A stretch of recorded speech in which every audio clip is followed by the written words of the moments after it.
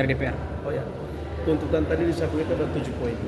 Saya kira tadi teman-teman wartawan di dalam ruangan sudah tahu. Tentu sebagai DPR kami melakukan fungsi kami, pengawasan tentu kami melakukan. Dan hasil apa yang disampaikan itu akan disampaikan kepada pemerintah, sehingga menjadi perhatian penting. Tindak lanjutnya tentu kita akan melakukan fungsi pengawasan sesuai dengan permintaan adik-adik yang tadi menyampaikan tuntutan tersebut, yang melakukan demo tadi. Tentu kita sebagai lembaga kita akan mengikuti itu dan sebagai itu aspirasi dari masyarakat. Jadi untuk pengawasan akan kasih lakukan. Dan juga tuntutan itu tentu kita akan menyampaikan kepada pemerintah supaya menjadi perhatian. Seperti yang saya sampaikan tadi. Oke, ada salah satu tuntutan tadi terkait kenapa hari ini pemerintah daerah tidak menempati kantor bupati baru itu mungkin dari segi pengawasan dan juga penetapan anggaran DPR itu apa yang ingin disampaikan ke pemerintah daerah dari lembaga DPR itu? Oke, baik. Gedung itu tidak digunakan sesuai informasi yang diberikan kepada DPRD bahwa masih dilakukan audit terkait dengan gedung tersebut untuk melihat beberapa hal yang dibutuhkan, kebutuhan yang dibutuhkan oleh kantor daerah, dan itu akan diaudit dan nanti akan disampaikan kepada DPR untuk bagaimana kami duduk bersama untuk ketemu. Salah satunya adalah jalan, karena jalan itu beberapa tahun lalu kita sudah anggarkan 3,5 M tapi tidak dieksekusi, dan juga ada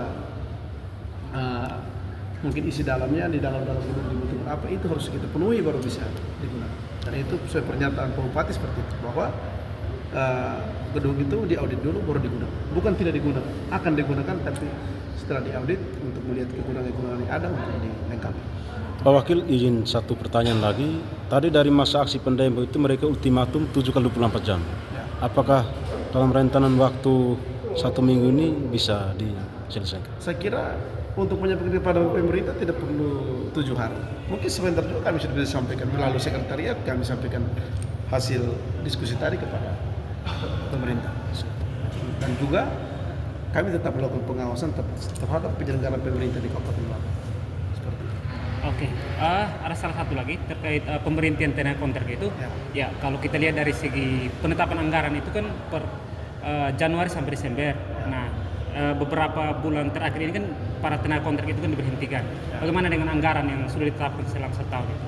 Oh ya, Anggaran itu. soal tenaga kontrak diberhentikan itu 2 bulan tidak salah bekerja ya, itu sudah dibayar, termasuk di sekretariat juga mereka sudah terima gajinya. Tentu soal anggaran tersebut nanti pemerintah akan menyampaikan kembali kepada DPRD seperti apa.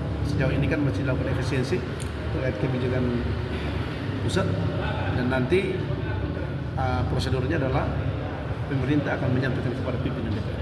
Kita masih menunggu. Ya, untuk bulan Maret dan bulan April itu kan diberhentikan otomatis, itu kan ada anggaran yang mungkin nanti disilpakan atau seperti apa? Sekiranya mungkin begitu. Ya. Kita melihat dari penyampaian pemerintah kepada. Mungkin ke Pak Ketua Fraksi kebetulan sudah datang. Itu soal kajian tadi, soal tenaga kontrak daerah itu 2 tahun itu maksudnya seperti apa, Pak Ketua? Ya, intinya kita belum tahu. Jadi kita belum tahu soal status mereka yang diberhentikan masuk di 2 tahun berturut-turut sesuai dengan aturan. Ya. Kemudian poinnya di Undang-Undang ASN nomor 20 tahun 2003 itu.